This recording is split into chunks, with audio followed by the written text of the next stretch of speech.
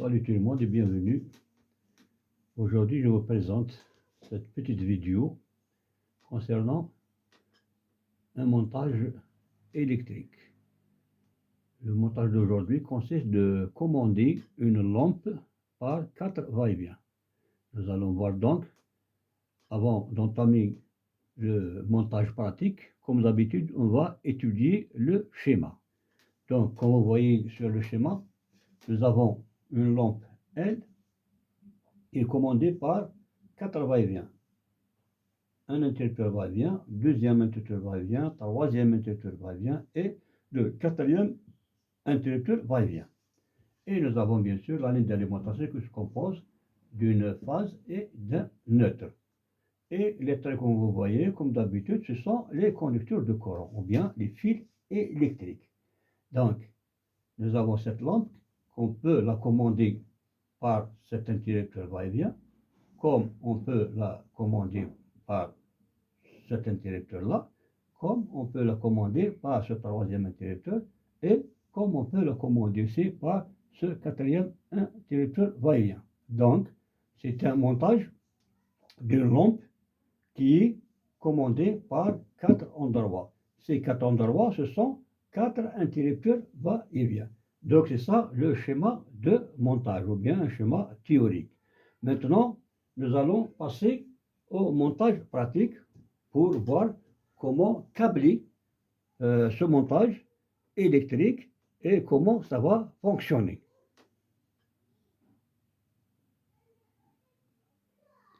Donc, pour réaliser ce montage d'une lampe commandée par 4 va-et-vient, donc nous avons besoin de 4 interrupteurs va-et-vient. Nous avons le premier interrupteur va-et-vient, nous avons le deuxième, nous avons le troisième et nous avons le quatrième. Donc on a 1, 2, 3, 4 interrupteurs va-et-vient.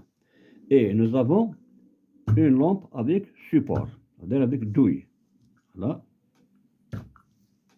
une lampe avec support, avec douille, avec 2 fils de connexion qui sont déjà branchés dans la lampe. Ensuite, nous avons des conducteurs, ou bien des fils électriques. Et nous avons besoin d'une source de courant. Une source de courant. Nous allons brancher cette fiche dans la prise de courant qui va nous ramener le courant pour alimenter notre montage. Donc, nous allons brancher notre montage ou bien nos interrupteurs, comme vous le voyez. Donc, nous avons le premier commutateur va-et-vient avec ces 3 bornes. Comme vous le savez bien, l'interrupteur va-et-vient possède donc 3 bornes. Nous avons les 2 bornes de navette et la borne commune. Donc, 1, 2 et 3. 1, 2, 3. Nous avons le deuxième kiff, la même chose. Nous avons une borne, 2 bornes et 3 bornes. Nous avons celui-là aussi, 1, 2 et 3 bornes. Nous avons celui-là aussi, 1, 2 et 3 bornes. Donc, avant toute chose, on doit, comme d'habitude, on doit repérer la borne commune. On doit repérer la borne commune d'abord. Parce que ça diffère d'un interrupteur à un autre. Par exemple, celui-là, ce n'est pas la même chose comme celui-là. Donc, comment repérer la borne commune sur un interrupteur va-et-vient? Tout d'abord, celui-là, il est indiqué un petit schéma. Il y a un petit schéma. Nous avons donc une sortie, 2 sorties. C'est-à-dire, nous avons une et deux. Ce sont 2 sorties. Regardons bien les flèches. Les flèches vers la sortie, la flèche vers la sortie. Donc, les deux sont pareils. Nous avons la troisième, la flèche, c'est une entrée. Donc, les 2 bornes qui sont identiques, ce sont les 2 navettes. Et l'autre qui est toute seule, qui est différente des 2 autres, donc c'est la borne commune. Donc, c'est dans ce genre d'interrupteur, pour distinguer la borne commune, donc c'est en regardant bien ce schéma. Donc, celle-là, c'est la borne commune, donc celle-là, c'est la borne commune. Et celle-là, ce sont les deux navettes. Voilà. Par exemple, si nous prenons celui-là, comment indiquer la borne commune? Donc ici, il n'y a pas de schéma. On ne donne pas de schéma. Nous avons 1, 2 et 3. Mais il y a cette lettre-là, la lettre L. Vous voyez ici, c'est indiqué par la lettre L. Donc c'est celle-là la borne commune qui est indiquée par la lettre L. Par exemple, si nous prenons celui-là, 1, 2 et 3. Il a 3 bornes. Mais regardons bien, ces deux-là, est-ce que la même couleur? Donc la couleur est différente. Celle-là, elle est jaune. Celle-là, elle est jaune.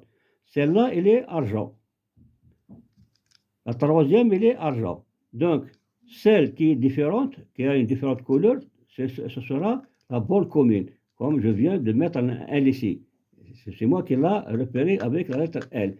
Mais, s'il n'y a pas, ça dépend de lui, regardez la couleur des bornes. Donc, la borne qui a la couleur jaune, qui est différente par rapport aux deux autres, c'est la borne commune. Si nous prenons celui-là, c'est la même chose. Il est indiqué par la couleur aussi. Ils sont identiques, ces deux-là sont identiques. Donc la borne qui a la couleur jaune, c'est la borne commune. Les deux autres qui ont la couleur argentine, comme vous le voyez, les deux, ce sont les deux bornes communes. Donc une fois on a repéré les bornes communes, donc on peut câbler notre montage suivant le schéma qu'on a étudié. Il faut toujours établir un schéma. Lorsqu'on établit un schéma, on peut le suivre à la lettre et ça sera une réussite totale, une réussite à 100% sans aucune faute, bien sûr. Donc, toujours, je vous conseille d'établir un schéma avant d'entamer le montage pratique. Donc, je vais commencer par le câblage de notre montage suivant le schéma qu'on a réalisé au tableau. Donc, tout d'abord, je vais relier les bornes communes, comme c'est indiqué sur le schéma.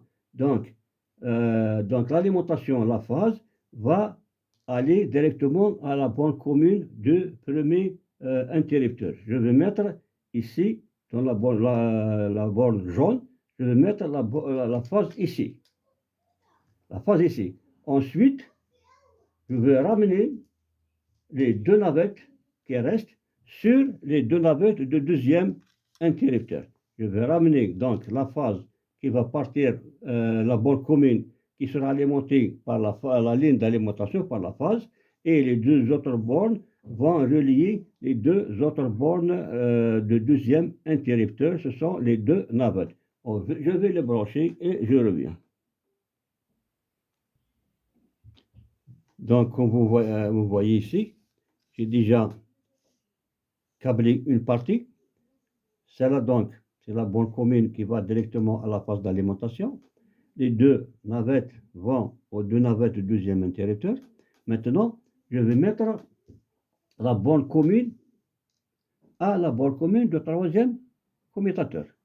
Donc, je vais continuer, je vais brancher ou bien connecter la borne commune de cet interrupteur vers la borne commune du troisième interrupteur avec un fil rouge.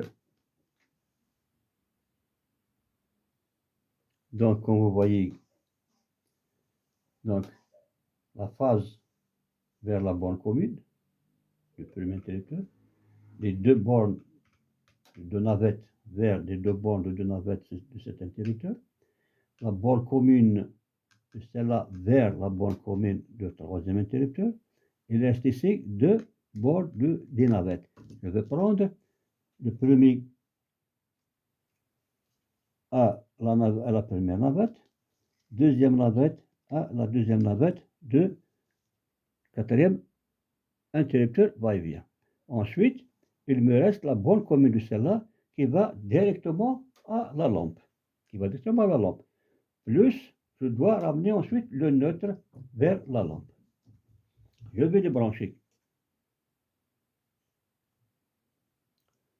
Voilà, donc le câblage est presque terminé.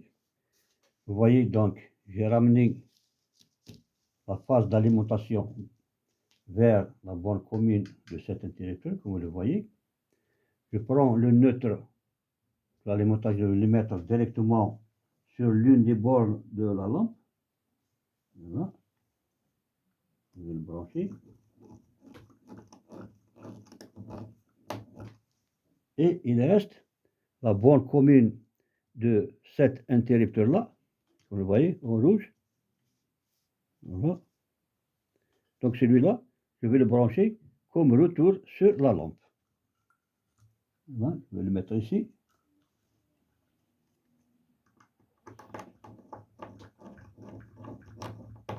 Voilà.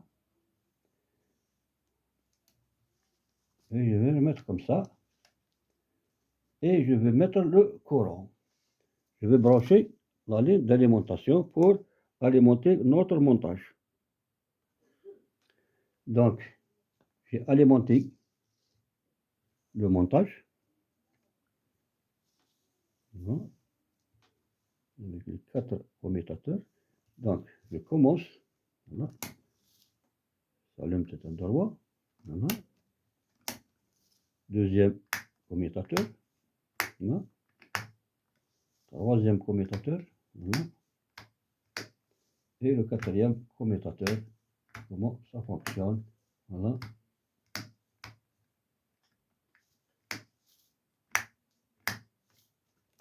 Et voilà.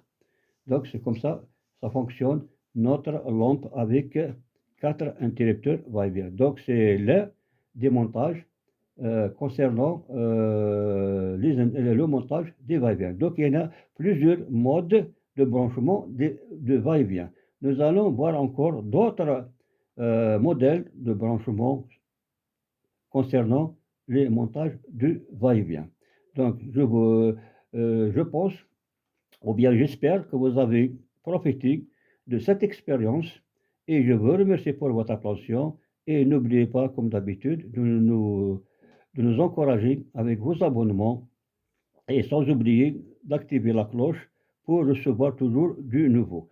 Et je vous remercie encore une fois et à la prochaine.